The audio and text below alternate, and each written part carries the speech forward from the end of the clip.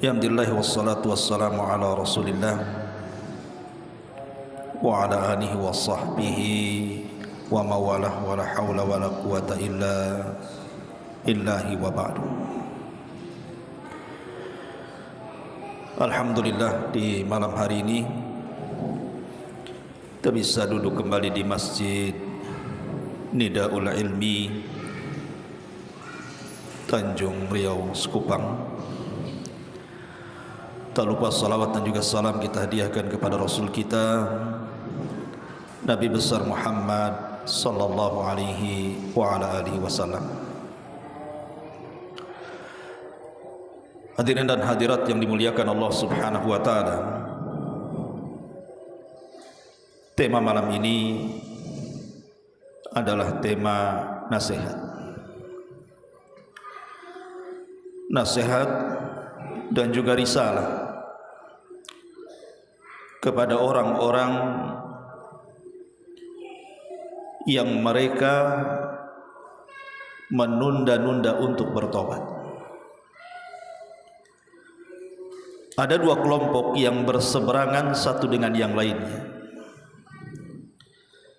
Satu kelompok meremehkan taubat,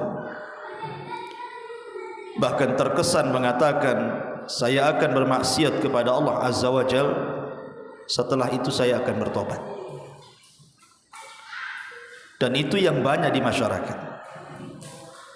Atau boleh jadi mungkin terpikir oleh kita, saya akan maksiat, saya akan berzina, saya akan minum khamar, saya akan berjudi, saya akan melakukan maksiat ini dan itu, dan selepas itu semua saya akan bertobat. Itu satu sisi. Di sisi lain, ada orang-orang yang justru merasa bahwa dosanya tidak akan diampuni. Mungkin dia terpikir dosanya terlalu besar, sehingga syaitan datang memberikan was-was kepadanya dan mengatakan bahwa dosamu teramat sangat besar. Buat apa kau bertobat? Tidak malu kau kepada Allah Azza wa Jalla? Akhirnya kemudian dia pun al-qunut min rahmatillah, putus asa dari rahmat Allah Azza wa Jalla. Akhirnya tidak mau tobat karena perasaan tobatnya besar sekali, tidak sesuai dengan dosa yang dilakukannya, makanya berhenti bertobat. Ma'asyiral muslimin yang dimuliakan Allah Azza wa Jalla,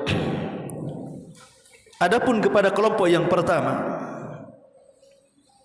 yang mengatakan saya akan maksiat, selepas itu saya akan bertobat, dan itu bahaya ikhwan kalau ada terbentik dalam pikiran kita, kemudian kita meniatkan hendak melakukan dosa, selepas itu akan bertobat.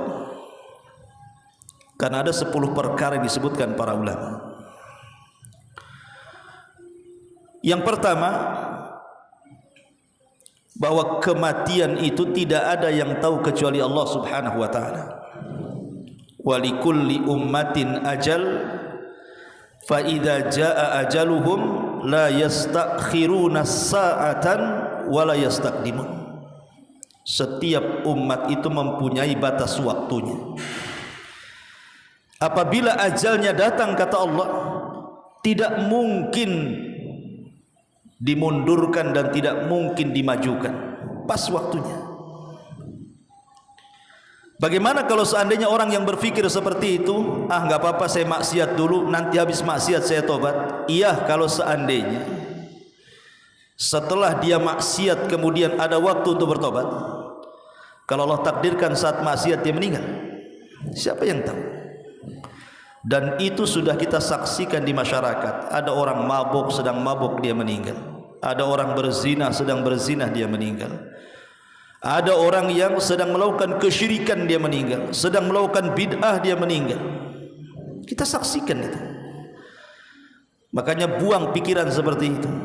Karena yang pertama, ajal itu tidak ada yang tahu kecuali Allah. Kemudian yang kedua, karena ajal itu tidak ada yang tahu kecuali Allah, kita tidak tahu akhir kita ini. Apakah diakhiri dengan su'ul khotimah atau dengan husnul khotimah? Mana ada yang tahu? Sementara Nabi SAW mengatakan dalam hadis Bukhari itu, innamal a'mal bil khawatim. Amal itu ditentukan akhirnya, bukan awal, bukan tengah. Kalau seandainya kemudian dia habis maksiat langsung bertobat, kemudian Allah matikan, alhamdulillah, mungkin dia mengakhiri kehidupannya dengan kebaikan. Sempat dia mati saat maksiat, maka dia meninggal di atas su'ul khatimah, dan itu kerugian yang luar biasa. Kemudian yang ketiga, orang yang seperti ini sedang berangan-angan. Ali bin Abi Thalib radhiyallahu anhu mengatakan, inna akhwafa ma akhafu ittiba'ul hawa wa tulul amali, fa amma ittiba'ul hawa fayasuddu anil haq, wa amma tulul amali fayunsil akhirata. Kata Ali bin Abi Thalib radhiyallahu anhu, sebagaimana disebutkan oleh Abu Nuaim dalam kitabnya Hilyatul Auliya, perkara yang paling aku takutkan, kata Ali bin Abi Thalib, menimpa kalian adalah dua perkara. Pertama, mengikuti hawa nafsu, dan yang kedua, panjang angan-angan. Adapun mengikuti hawa nafsu, kata Ali bin Abi Thalib, bisa memalingkan orang dari kebenaran. Adapun panjang angan-angan bisa memalingkan ia dari mengingat akhirat. Orang yang seperti ini, nggak apa-apa, nanti maksiat dulu, kemudian selepas itu kita bertobat. Orang ini sedang melamun. Kenapa demikian? Karena dia akan jatuh ke yang keempatnya. Mungkinkah kalau dia sudah maksiat dia bertobat? Itu kan angan-angan dia saja tuh. Karena ketika orang dilupakan dengan akhirat, ikhwan, tidak mungkin orang itu kemudian meninggalkan maksiatnya. Walaupun dia sudah berjanji, saya habis maksiat ini, insya Allah saya akan bertobat. Pertanyaannya, siapa yang jamin? Kalau habis maksiat yang kita niatkan itu, selepas itu kita bertobat, siapa yang jamin? Anda bisa menjamin? Tidak, karena taufik itu milik Allah. Taufik itu milik Allah. Di sana ada hidayatul irsyad, ada hidayatul taufik. Hidayah taufik itu milik Allah Subhanahu wa taala. Dan kalau Allah Subhanahu wa taala mencintai seorang hamba, Allah berikan taufik kepadanya. Sekarang pertanyaannya, apakah maksiat dicintai Allah? Tidak, maksiat itu dibenci Allah. Mungkinkah orang yang sedang bermaksiat dapat taufik? Padahal di antara syarat mendapatkan taufik, kata para ulama, adalah meninggalkan dosa. Kalau ingin mendapatkan taufik, tinggalkan dosa. Maka ini bahaya, ya. Kemudian juga ada pertanyaan yang lain. Okelah, seandainya dia bermaksiat, dia tidak meninggal di atas kemaksiatannya, dan kemudian dia pun bertobat kepada Allah Azza wa Jalla dari maksiat yang ia lakukan sebagaimana janjinya. Pertanyaan yang kelimanya ini, apakah Allah akan menerima taubatnya? Apakah Allah akan menerima taubatnya?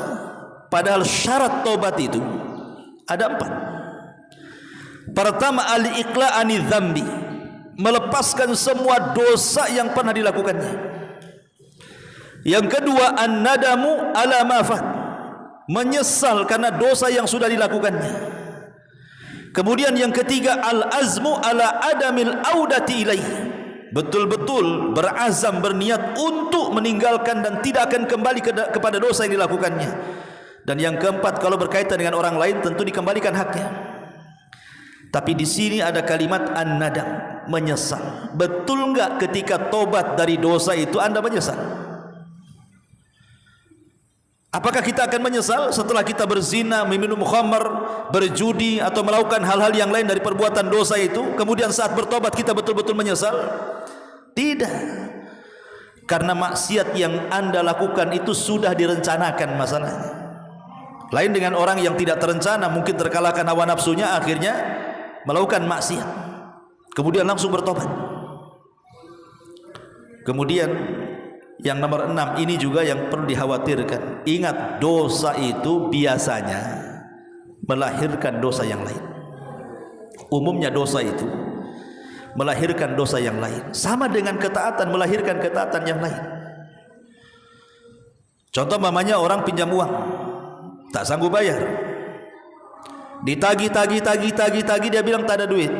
Mulai dia berdusta. Dari tidak bayar uang sudah sampai waktunya, mulai dia berdusta. Ketika dia berdusta, mulai dia ghibah, menjelek-jeleki orang yang lagi utang, padahal dia yang berutang. Jadi dosa itu akan melahirkan yang lainnya. Makanya tidak ada yang selamat dari dosa. Orang kalau umpamanya dia meniatkan untuk melakukan dosa, apakah menjamin setelah melakukan satu dosa yang diniatkan itu setelah itu bertobat? Jangan-jangan dari dosa yang pertama yang Anda niatkan itu lahir dosa kedua, ketiga, keempat, kelima. Siapa yang tahu? Maka jangan terbentik pikiran, nggak apa-apa maksiat dulu nanti bertobat. Dosa itu melahirkan dosa yang lain. Makanya Allah Subhanahu wa taala mengatakan apa? Fa amma man bakhila wastaghna wa kadzdzaba bil husna fasanuyassiruhu lil usra. Ulama tafsir mengatakan fasanuyassiru lil usra itu maksudnya sudah mudah jalan maksiatnya, Allah mudahkan lagi maksiatnya. Orang kalau sudah berbuat maksiat, dia akan terus berbuat maksiat, akhirnya Allah tutup dengan kemaksiatannya. Karena orang itu diwafatkan sebagaimana kebiasaan hidupnya. Kemudian yang bertujuh, Imam Ibnul Qayyim rahimahullah ta'ala mengatakan bahwa orang yang mengatakan seperti itu hakikatnya dia mu'anid. Mu'anid itu orang yang sedang menentang Allah Azza wa Jalla. Perhatikan kata-kata beliau. Wa katsirun minal juhal i'tamadu ala rahmatillahi wa afwihi wa karami wa dhayya'u amrahu wa nahyahu wa nasu annahu syadidul iqabi wa annahu la yuraddu ba'suhu anil qaumil mujrimin wa man i'tamada 'alal afwi ma'al israri 'ala dzambi fa huwa kal mu'anid, kata Imam Ibnul Qayyim. Lihat, bagus sekali perkataan beliau. Kebanyakan orang jahil, orang bodoh, kata Ibnul Qayyim itu, i'tamadu 'ala rahmatillah, terkadang mereka hanya menyandarkan kepada kasih sayang Allah, maafnya dari Allah dan kemurahan Allah. Kemudian setelah itu dhayya'u amrahu wa nahya, karena dia pikirkan Allah Maha Pengampun, Allah itu Maha Pemaaf, Allah Maha Pemurah, kapan-kapan pun kita minta ampun pasti Allah maafkan. Ketika kemudian keyakinan ini lebih besar, menyandarkan kepada rahmat dan kasih sayang Allah itu, dengan itu terkadang dia dilalaikan. Akhirnya mereka melalaikan perintah dan larangan Allah Azza wa Jalla, lupa bahwa Allah juga syadidul iqab, kalau sudah mengazab keras azabnya. Lupa kalau Allah juga kalau sudah mengirim bencananya pasti tidak akan ada yang mengelak dari orang-orang berbuat dosa itu. Maka barang siapa, kata Ibnul Qayyim ini, i'tamada, bersandar alal afwi, kepada kemurahan Allah, bahwa Allah itu Maha Pengampun, ma'al israf, disertai dengan terus-menerusnya dia berbuat dosa, ala dzambi fahuwa kal mu'adid, itu sama orang ini sedang menentang Allah Azza wa Jalla. Orang itu jangan melihat satu sisi Allah itu Maha Pengampun, di sisi lain juga harus lihat Allah itu kalau menurunkan azab syadidul iqab, keras azabnya. Makanya ketika sebagian ahli tafsir mentafsirkan ayat ya ayyuhal insan ma gharraka bi rabbikal karim, wahai manusia, kenapa engkau terpedaya atau tertipu sehingga engkau berbuat jahat kepada Rabb semesta alam ini? Sebagian ahli tafsir mengatakan, kenapa manusia itu suka berbuat dosa dan memudah-mudahkan dosa? Kenapa coba? Alasan terkuatnya, kata ahli tafsir, bahwa karena terlampau menyandarnya manusia kepada rahmat Allah Azza wa Jalla. Ya tadi, Allah kan Maha Pengampun, Maha Penyayang, Maha Pemurah, Maha Pemaaf, kapan-kapan pun berbuat dosa kemudian tobat pasti Allah terima. Akhirnya karena itu yang dipegang, lupa dia bertobat. Ini yang nomor 7. Yang nomor 8, Orang yang seperti ini mengatakan, nggak apa-apa saya maksiat, habis maksiat nanti saya tobat. Dia sebenarnya merasa aman dari makar Allah. Dia sedang merasa aman dari makar Allah subhanahu wa ta'ala. Ingat Allah mengatakan dalam surah Al-A'raf 99, afa aminu makrallah fala ya'man makrallah illal qaumul khasir. Apakah mereka aman dari makar Allah? Tidaklah orang yang aman dari makar Allah kecuali orang itu rugi. Siapa yang tahu ketika Anda maksiat Anda aman-aman saja? Siapa yang tahu? Tidak ada yang tahu. Tidakkah kita lihat kaum-kaum yang dihancurkan oleh Allah sebelum Nabi SAW, kaum Ad, kaum Thamud, kaum Saleh, kaum Sodom, kaum macam-macam kaum para nabi sebelum Rasul SAW. Kenapa mereka sampai dihancurkan? Karena mereka merasa aman dari makar Allah. Mereka dihancurkan di atas kemaksiatan mereka. Maka orang yang mengatakan seperti itu hakikatnya dia sedang merasa aman dari makar Allah Azza wa Jalla. Dan tidaklah orang yang merasa aman dari makar Allah illal qaumul khasirun, kecuali orang itu rugi. Ini yang ke-8. Ke-9, ingat, maksiat itu pendorongnya 2, hawa nafsu dan syaitan. Hawa nafsu dan syaitan, itulah pendorong maksiat. Pertama, hawa nafsu kita, wa inna nafsa la ammaratun bisu. Jiwa yang jelek kita inilah yang selalu menyuruh kita untuk berbuat jahat. Yang kedua, syaitan. Karena syaitan sudah mengatakan di hadapan Allah, fabi izzatika la ughwiyannahum ajmain. Karena kemuliaanmu ya Rabb, ku sesatkan nanti hamba-hamba Bani Adam. Artinya 2 sumber tuh pemicu maksiat itu, hawa nafsu dan syaitan. Sekarang kalau ada orang mengatakan, nggak apa-apa saya maksiat dulu baru kemudian bertobat, ingat, setan itu tidak mungkin melepaskan aulianya, wali-walinya. Orang-orang yang meletakkan loyalitasnya kepada dia tidak mungkin dilepaskan begitu saja, nggak mungkin. Bahkan kalau dia berbuat maksiat, setan akan semakin mendorong. Kalau ada kepikiran tobat, maka dibuat was-was sama setan. Dibuat was-was sama setan, dinasehati sama setan. Kata setan tuh, terus saja maksiat. Nanti kalau engkau selesai maksiat, tobat pasti Allah terima tuh. Dibuat nasihat seperti itu. Karena Allah mengatakan dalam surah Al-Maidah ayat 58, istahwadha alaihimus syaitan fa'ansahum dzikrallah ulaika hizbus syaitan ala inna hizbas syaitan humul khasirun. Setan tetap menguasai mereka, lalu menjadikan mereka lupa mengingat Allah. Mereka itulah golongan setan. Ketahuilah bahwa sesungguhnya golongan setan itu orang-orang yang rugi. Lihat, istahwada alaihimus syaitan fa ansahum dzikrallah. Kalau kita bermaksiat berarti kita mengikuti kehendak setan kan?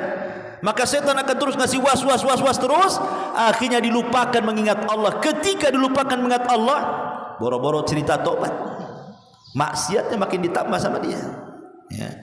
Kemudian yang nomor 10, yang terakhir, dikhawatirkan ikhwan, orang yang mengatakan seperti ini, kalau dia terjerumus kepada maksiat kemudian berjanji akan tobat, dikhawatirkan dia candu dengan maksiat itu. Ketika dia candu dengan maksiat itu, ini yang bahaya. Allah subhanahu wa ta'ala akan menutup hatinya. Dan Nabi SAW mengatakan, innal abda idza akhta'a khati'atan nukitat fi qalbihi nuqtatus sauda. Seorang hamba apabila melakukan sebuah kesalahan atau maksiat, maka dititikkan dalam hatinya sebuah titik hitam. Fa idza naza'a wastaghfara wa taba suqila qalbu. Kalau memang betul-betul dia mau kembali bertobat kepada Allah Azza wa Jalla, maka titik itu akan dibersihkannya. Tetapi wa in ada zida fiha, kalau dia makin parah maksiatnya, ditambah lagi titiknya hatta ta'luwa qalbah, sampai hatinya betul-betul tertutup dengan titik hitam semuanya. Kata Rasul, itulah ran yang difirmankan Allah Subhanahu wa taala, kallabal rana ala qulubihim. Itulah stempel yang menutup hati sehingga susah untuk dapat hidayah. Kalau hati sudah ditutup, susah mau dapat hidayah. Yang ada keras. Karena hati itu Nabi SAW percontohkan dengan gelas. Nabi SAW mencontohkan hati itu dengan gelas. Kalau gelas itu betul-betul berdiri, lubangnya di atas, maka masih memungkinkan dimasuki air. Tapi kalau gelas itu ditutup, dijungkirkan, yang lubangnya di bawah, yang pantatnya di atas, walaupun dicucuri air 1 galon pun tidak akan masuk ke dalam gelas. Macam mana cara masukkannya? Gelasnya terbalik. Maka hati seorang yang beriman seperti gelas yang lubangnya di atas. Hati ahli maksiat itu seperti gelas yang ditumpahkan ke bawah. Kata Nabi SAW, tu'radul fitan 'alal qulubi kal hasiri 'udan 'udan, fa ayyu qalbin ushribaha nukitat fihi nuqtatus sauda, wa ayyu qalbin anqaraha nukitat fihi nuqtatu bayda, hatta tasira ala qalbaini ala abyad mithla as-safa, fala tadurruhu fitnatun ma damatis samawati wal ard, wal akhar aswad murbadan kal quzi muzahhiyan la ya'rifu ma'rufan wa la yunkiru munkaran illa ma ushriba min hawa. Kata Rasul, fitnah akan dipaparkan pada hati manusia bagaikan tikar yang dipaparkan secara tersusun. Mana-mana hati yang dihinggapi oleh fitnah, niscaya akan terletak padanya bintik-bintik hitam. Begitu juga manapun hati yang tidak dihinggapi, maka akan terlekat padanya bintik-bintik putih. Kata Nabi SAW, kalau dia tidak maksiat, maka hatinya akan diputihkan. Kalau dia maksiat, hatinya akan dihitamkan. Kemudian sehingga ketika itu hati terbelah menjadi 2. Hati terbelah menjadi 2. Sebagian menjadi putih bagaikan batu licin yang tidak lagi terkena bahaya fitnah selama langit dan bumi masih ada. Sedangkan sebagian yang lainnya menjadi hitam keabu-abuan seperti bekas tembaga berkarat. Tidak seperti bekas tembaga berkarat, kal quzi muzahhiya, seperti gelas yang ditelungkupkan. Apa kata Rasul? Kal quzi muzahhiya, seperti gelas yang ditelungkupkan, mana ada lubangnya. Kalau seandainya dimasuki, apapun tidak akan masuk ke dalam gelas itu. Itulah hati yang keras, hati yang hitam. Mau dinasihati apa saja, dengar Quran mental, dengan zikir mental, dengan nasihat mental, semua mental, nggak ada yang masuk. Seperti gelas tertelungkup. Macam mana mau dimasukin air? Hidayah akan jauh, nasihat akan jauh. Maka Rasul mengatakan, la ya'rifu ma'rufan wa la yunkiru munkaran. Kalau sudah hati seperti gelas tertutup, kata Rasul, maka dia sudah tidak memandang yang ma'ruf itu ma'ruf, yang mungkar itu mungkar. Yang ada adalah mengerjakan yang mungkar dan menjauhi yang ma'ruf. Kenapa? Illa ma ushriba min hawa, dikarenakan dia atau hawa nafsunya sudah menyerap dosa itu. Naudzubillah. Ma'asyiral muslimin yang dimuliakan Allah Azza wa Jalla. Maka ini nasihat 10 nasihat kepada orang yang terpikir ingin berbuat dosa. Habis itu kita bertobat. Seorang mukmin, kata Rasul, innal mu'min yara dhunubahu ka'annahu qa'idun tahta jabal. Seorang mukmin itu kalau melihat dosa seperti dia duduk di bawah gunung yang besar. Ya khafu an yaqa alaihi, dia takut kalau gunung-gunung itu sewaktu-waktu meletus dan menimpa dia. Coba bayangkan, kemarin ada gunung yang meletus negeri kita. Gunung apa tuh? Di Medan tuh. Ya. Cobalah antum dulu di bawah gunung yang sedang meletus itu. Kira-kira antum lari atau diam? Pasti lari. Nggak mungkin diam, pasti lari sejadi-jadinya. Itulah seorang mukmin kalau melihat dosa itu seperti dia akan ditimpa gunung, maka lari sejadi-jadinya.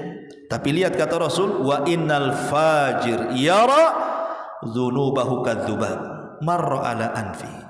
Tapi orang fasik, orang fajir, ahli maksiat, dia melihat dosa itu kayak lalat terbang kemudian hinggap di hidungnya, kemudian ditepis terbang lagi, tapi nanti sebentar datang lagi. Ditepis lagi, sebentar datang lagi. Itulah orang fajir, taubatnya sebentar, maksiatnya terus. Habis maksiat, aduh kenapa saya maksiat? Besok maksiat lagi. Kenapa saya maksiat? Besok maksiat lagi. Begitulah meremehkan dosa. Ma'asyiral muslimin yang dimuliakan Allah Azza wa Jalla. Tetapi walaupun demikian, tetap pintu tobat itu ada. Ini nasihat ke kelompok yang pertama. Nasihat ke kelompok yang kedua, terbalik daripada kelompok yang pertama. Kalau kelompok pertama kan meremehkan tobat namanya, meremehkan tobat. Ini kelompok kedua ini terbalik, takut tobat. Dia ingin tobat tapi takut. Kenapa dia takut tobat? Karena merasa dosanya sudah membumbung ke langit, dosanya sebesar bumi, merasa bahwa dosanya banyak sekali, sehingga dia takut untuk bertobat. Karena setan datang ngasih was-was, sehingga was-was setan membawa kepada al-qunut min rahmatillah. Al-qunut min rahmatillah, putus asa dari rahmat Allah.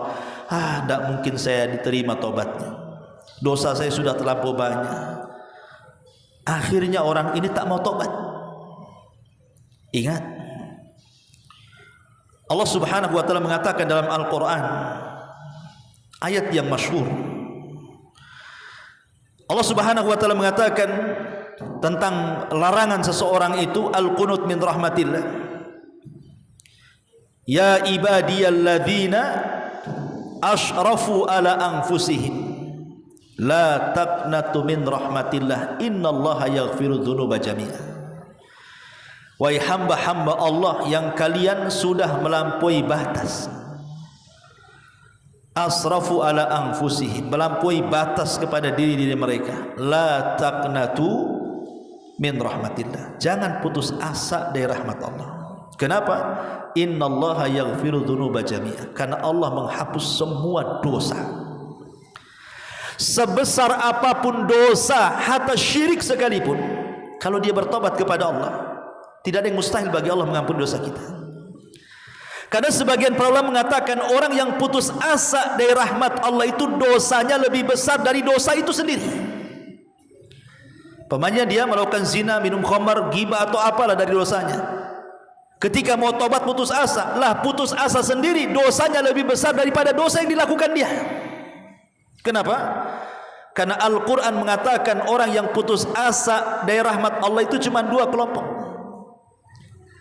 Pertama, illal kafirun. Yang kedua, illal dhallun. Pertama, orang yang putus asa itu di Quran menggambarkan tidaklah yang putus asa kecuali orang kafir. Yang kedua, tidaklah orang yang putus asa kecuali orang sesat. Cuma dua kelompok saja. Kalau tidak sesat, kafir.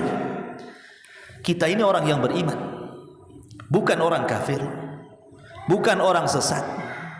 Kita orang yang beriman.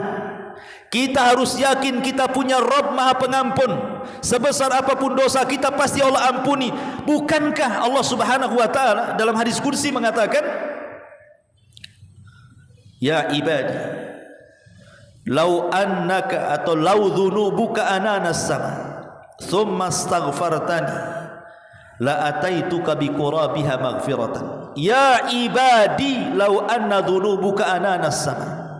Wahai hambaku, kalau seandainya dosamu melambung lo sampai ke langit, kata Allah, thumma astaghfartani, kau datang kepadaku minta ampun, apa kata Allah? Ghafartu laka ala ma kana minka wala ubali, saya akan ampuni semua dosamu dan saya tidak peduli mau berapapun dosamu.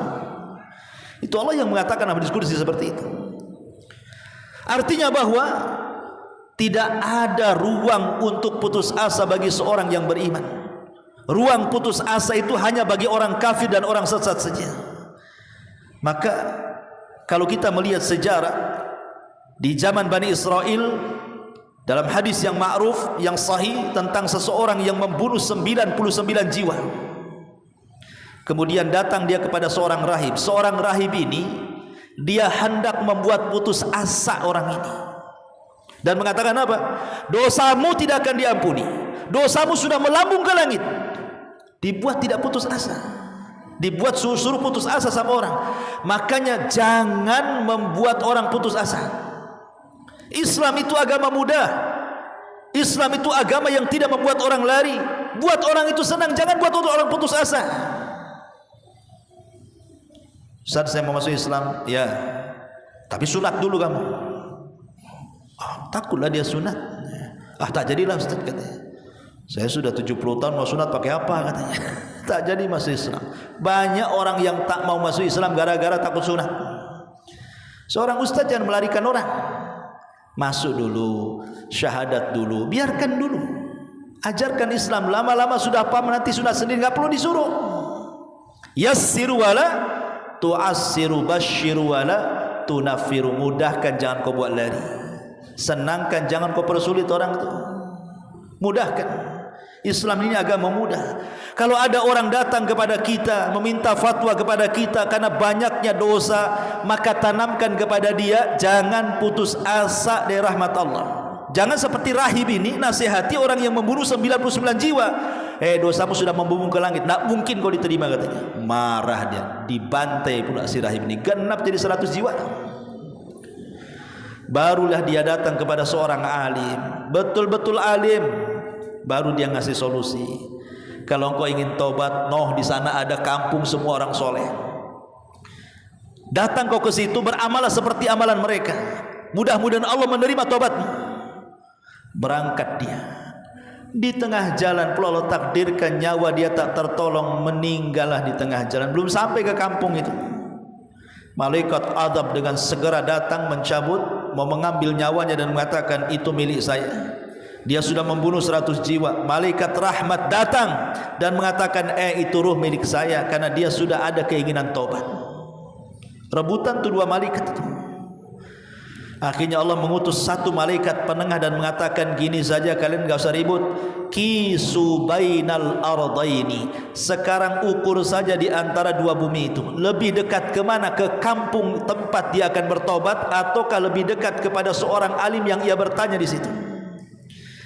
Kalau lebih dekat ke kampung yang akan bertobat, masukkan dia ke surga.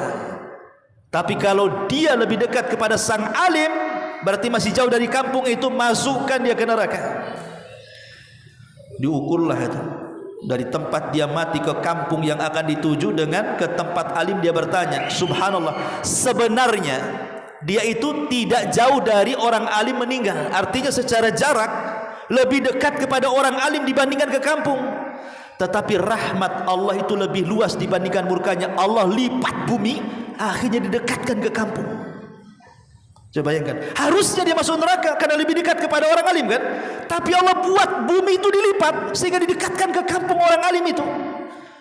Maka yang beraksi apa? Malaikat rahmat. Itulah yang Allah Subhanahu wa taala katakan, inna rahmati sabaqat ghadabi. Sesungguhnya rahmatku lebih luas dibandingkan kemurkaanku. Makanya kenapa pintu sorga lebih banyak dibandingkan pintu neraka? Pintu neraka berapa? 7. Pintu sorga 8. Kenapa dilebihkan satu pintunya? Kenapa tidak sama saja? Pintu neraka 7, pintu sorga 7. Kenapa pintu neraka 7, pintu sorga pula 8? Ketika Allah tambah pintu sorga dari 7 ke 8, melebihi pintu neraka, Allah ingin menunjukkan bahwa rahmatnya lebih luas dibandingkan murkanya. Rahmatnya lebih luas dibandingkan murkanya. Karena semua kita, saya, antum, bahkan Nabi sekalipun, mereka masuk surga bukan karena amalannya. Bukan karena amalannya. Kalau seandainya antum hidup mulai dari brojol bayi sampai antum mati, kemudian sujud tak bangun-bangun, antum jadikan semua hidup antum sekali sujud kepada Allah, itu tidak bisa untuk mensyukuri nikmat Allah. Belum sanggup untuk mensyukuri nikmat Allah. Inilah kata-kata dalam surah Al-Abasa wa Tawalla, kalla lamma yaqdi ma amarah. Kalla lamma yaqdi ma amarah. Sehebat apapun manusia beribadah kepada Allah Azza wa Jalla, tetap saja dia belum mampu menyempurnakan perintah Allah. Sehebat apapun antum, sehebat apapun kita beribadah, anggaplah kita tidak berbuat maksiat, tetap kita ini belum sanggup untuk melaksanakan perintah Allah. Jangan kita, malaikat nanti pada hari kiamat mengatakan apa? Subhanak ma abadna haqqa ibadatik. Maha suci engkau ya Allah, Kami belum bisa beribadah dengan sungguh-sungguh kepada. Makanya saya nasihatkan, tobat itu tidak mesti karena dosa. Tobat itu tidak mesti bukan karena dosa. Orang yang tidak berdosa saja harus diperintahkan tobat. Antum pikir tobat itu kalau habis maksiat kemudian tobat? Tidak. Perintah tobat ini umum. Baik antum bermaksiat atau tidak bermaksiat, tetap bertobat. Mana dalilnya? Dalilnya Nabi SAW. Nabi SAW, ikhwan, setiap hari dia baca istighfar itu sampai 70 kali, dalam riwayat sampai 100 kali. Itu Nabi. Astagfirullah, astagfirullah, astagfirullah, sampai 100 kali Nabi. Pertanyaannya, Nabi punya dosa? Nabi berbuat dosa? Tidak. Ini menunjukkan bahwa istighfar itu meminta tobat tidak harus kita sedang maksiat, tapi tobat itu bagi yang tidak maksiat pun tetap dianjurkan. Saya contohkan. Nabi Ibrahim alaihi salatu wassalam, dia berdoa kepada Allah setelah membangun Ka'bah, Rabbana taqabbal minna, ya Allah terimalah amalan saya ketika dia selesai bangun Ka'bah dengan Ismail itu. Pertanyaannya, yang memerintahkan membangun Ka'bah siapa? Allah. Ya. Yang dibangun apa? Rumah Allah. Yang memerintahkan membangun Allah. Yang dibangun rumah Allah atas perintah Allah. Ya jelaslah diterima kan. Oh, yang merintahkan Allah dan itu juga rumah Allah. Kenapa Ibrahim masih mengatakan, ya Allah terimalah persembahanku ini, padahal yang merintahkan Allah dan yang dibangun juga rumah Allah? Ya pasti diterimalah. Tapi Ibrahim tetap mengatakan, Rabbana taqabbal minna, ya Allah terimalah Ka'bah ini. Padahal Allah yang memerintahkan, yang dibangun juga rumah Allah. Artinya tidak mesti orang bertobat itu harus berbuat dosa dulu. Walaupun kita tidak berbuat dosa, tetap aja kita harus bertobat, gitu maksudnya, supaya kita tidak terjerumus kepada kemaksiatan, karena hati manusia itu mudah dibolak-balik Allah. Makanya doa yang selalu dibaca Rasul itu apa? Ya muqallibal qulub, tsabbit qalbi ala ta'atik. Wahai zat yang membolak-balikan hati, tetapkan hatiku di atas ketaatan kepadamu. Ummu Salamah radhiyallahu anha bertanya kepada Rasul, Rasul, kenapa kau selalu baca doa itu? Ya muqallibal qulub tsabbit qalbi ala dini. Ya muqallibal qulub tsabbit qalbi ala taati. Kenapa kau asyik baca doa itu saja? Wahai zat yang membolak-balikan hati, wahai zat yang bolak-balikan hati, tetapkan hatiku di atas ketaatan dan agamamu. Pertanyaannya, mungkinkah Rasul tersesat? Mustahil. Mungkinkah Rasul kufur? Mustahil. Tapi kenapa Rasul mengatakan seperti itu? Kemudian Rasul memberikan jawabannya. Ingat wahai Ummu Salamah, hati manusia itu, hati saya, hati kamu, hati semua manusia itu ada di genggaman Allah. Allah suka-suka membolak-balikan hati.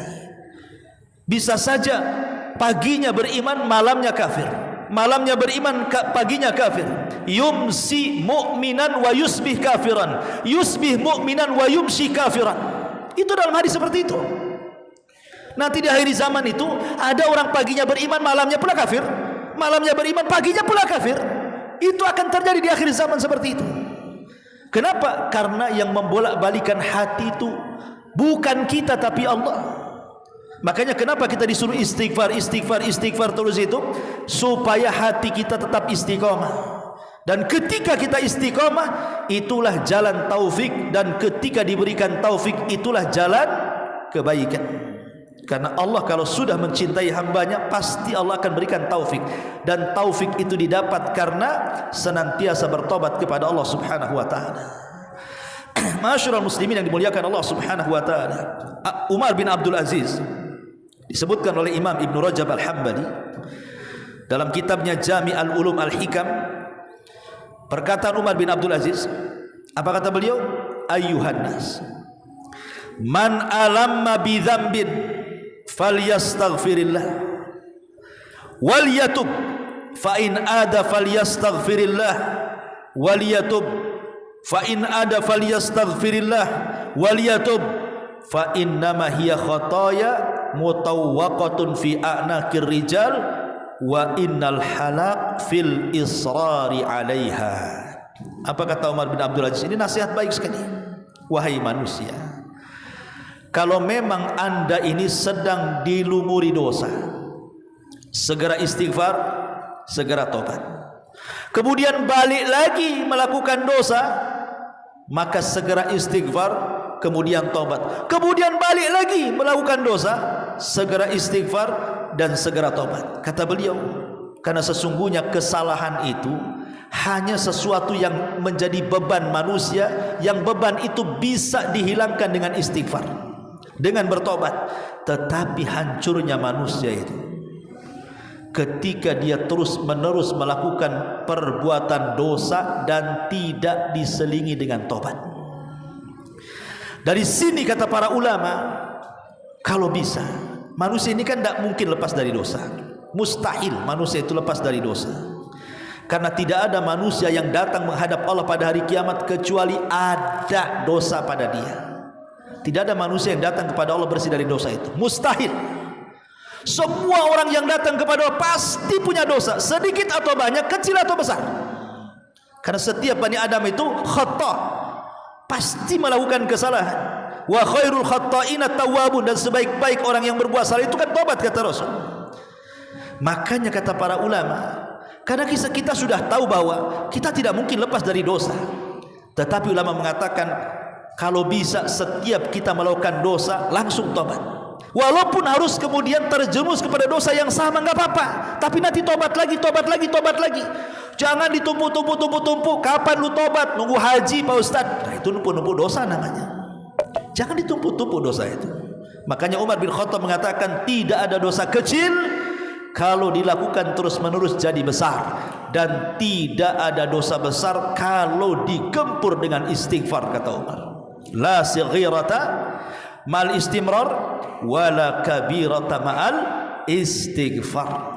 Tidak ada dosa kecil kalau dikumpul-kumpul besar, dan tidak ada dosa besar kalau terus digempur dengan istighfar. Allah takdirkan kita habis gibah dosa besar. Astagfirullah. Baru 1 jam gibah lagi. Astagfirullah. Begitu. Selingi setiap umpamanya kita melakukan dosa itu, jangan lupa istighfar. Kemudian berjanji tidak akan kembali. Kalau seandainya Allah takdir terulang lagi, yaitu tabiat manusia terulang dosa. Tapi maksudnya jangan ditumpuk-tumpuk dosa itu, kalau bisa diselingi dengan tobat dan istighfar. Kenapa demikian? Ya tadi 10 perkara tadi yang kita sudah bahas. Khawatir kalau ditumpuk hanya janji mau tobat, serupanya tak bertobat. Yang lucunya lagi, saya nunggu haji Pak Ustadz, betul-betul Allah hajikan dia. Habis haji tak sholat, tak zakat, tak puasa. Katanya tobatnya habis haji. Kok habis haji makin parah kamu? Iya, kan orang haji itu kalau pulang seperti bayi yang dilahirkan. Saya kan tidak punya dosa lagi. Kalau saya berbuat dosa ya dihitung 1. Ya. Yang lebih parah, kenapa kok tak sholat? Sholat di Masjidil Haram itu 1 kali sholat sama dengan 100.000 kali sholat. Berarti kalau saya sholat maghrib di sana, di Masjidil Haram itu, sebanding dengan 100.000 kali sholat maghrib di Masjid Nidaul Ilmi. Jadi saya tak perlu sholat maghrib lagi, nanti nunggu habis stok baru sholat lagi katanya. Stok saya masih banyak katanya. Ini kan orang gila nih. Ini orang gila yang kayak gini nih. Ya. Ma'asyiral muslimin yang dimuliakan Allah Azza wa Jalla. Itu ucapan Umar bin Abdul Aziz rahimahullahu ta'ala. Maka beliau mengatakan, wa innal halaka fil israri alaiha. Hancurnya manusia itu karena tidak mau tobat, terus-terusan melakukan dosa. Janji-janji akan tobat, janji saja, nyanyian saja, tapi tidak tobat-tobat dia. Ini kan bahaya. Makanya kata ulama ketika memberikan catatan kepada perkataan Umar bin Abdul Aziz mengatakan apa? Annal abda la budda an yaf'ala ma qaddara alaihi minadz-dzunub. Seorang hamba memang sudah ditakdirkan pasti melakukan dosa. Tidak ada satupun hamba Allah pasti berbuat dosa. Kama qala Nabi SAW, kutiba ala ibni Adam hadduhu minaz zina fahuwa mudriku dzalika la mahala. Seorang hamba itu diwajibkan melakukan zina. Mata zinahnya memandang, telinga zinahnya mendengar, lisan zinahnya bicara, tangan zinahnya bergerak, kaki, dan begitu seterusnya. Kemudian Rasul mengatakan di akhir ayat, di akhir hadis, wa yusaddiqu dzalikal farj wa yukadzib. Nanti kemaluan yang membenarkan atau mendustakan. Artinya setiap hari kita ini kalau tidak mata kita berdosa pasti telinga. Kalau tidak telinga yang berdosa pasti mulut. Kalau tidak mulut berdosa pasti tangan. Kalau tangan tidak berdosa pasti kaki. Kalau kaki tidak berdosa pasti pikiran, angan-angan, hawa nafsu dan begitu seterusnya kan. Maka untuk menutup, kata para ulama, walakinnallaha ja'ala lil abdi makhraja mimma waqa'a fihi minadz-dzunub. Tapi walaupun demikian tetap Allah kasih jalan keluar dari dosa-dosa itu. Apa itu? Bitaubati wal istighfar. Tobat artinya meninggalkan dengan perbuatan, istighfar itu mengucapkan astagfirullah. Berarti ada dua perkara di sini, lisan dan perbuatan. Lisannya astagfirullah, perbuatannya tinggalkan. Enggak mungkin lagi megang botol mabok sambil astagfirullah, astagfirullah. Botolnya masih di tangan. Enggak bisa tobat itu. Tobat itu buang tuh botol itu, benci kalau lihat botol itu mau muak rasanya. Kemudian ucapkan astagfirullah. Nah, itu yang benar tobat tuh. Makanya tobat dan istighfar itu selalu digandengkan di situ. Karena tobat itu bicara soal perbuatan, kalau istighfar itu lisan. Astagfirullah, astagfirullah. Ya, subhanaka wa bihamdika asyhadu an la ilaha illa anta astaghfiruka wa atubu ilaik. Allahu ta'ala. Assalamualaikum warahmatullahi wabarakatuh.